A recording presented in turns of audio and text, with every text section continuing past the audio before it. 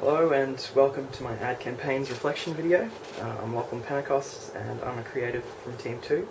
So today I'm going to reflect on the use of humour in advertising and what I've learned about it since undertaking this subject. So for me as a creative, I've always held that humour is hands down the most effective way of reaching an audience. The only ads that ever reached me were the funny ones. Your Old Spice, Fresh Up, Carlton Draft with the ads like, "It's a big ad," and and The Chase. The ads that give you a hearty chuckle and don't really make you feel like you're being sold something. These are the kind of ads that I want to write one day. So I knew when I went into ad campaigns that all of my copy was going to be humorous and I really didn't want to write anything else. I'd learned a few lessons in past subjects about how to use humour in advertisements effectively, from Druniani and Butler's textbook, Creative Strategy in Advertising. These were, 1, to know the difference between humour and jokes.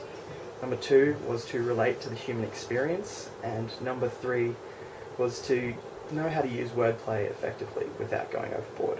Now, these lessons really came in handy during ad campaigns this semester as I drafted copy for our assessment.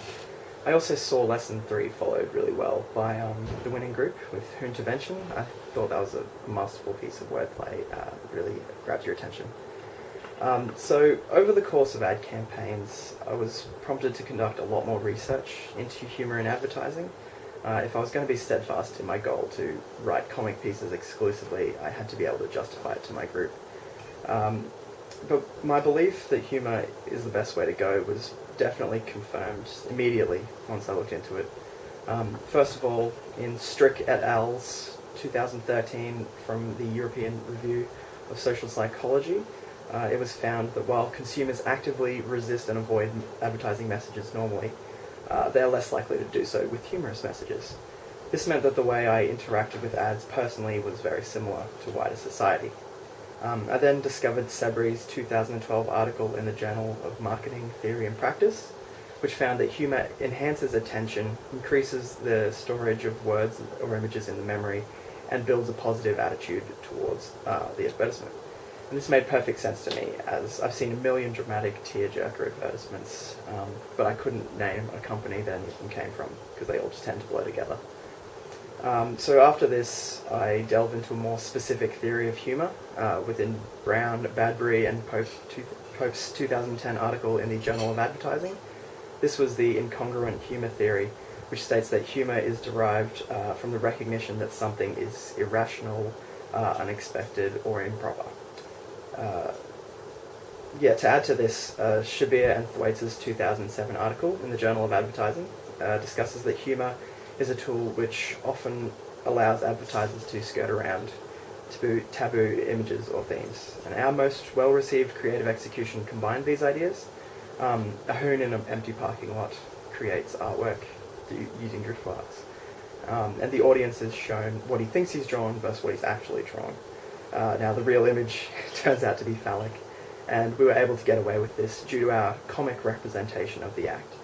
And also our adherence to incongruent humour theory.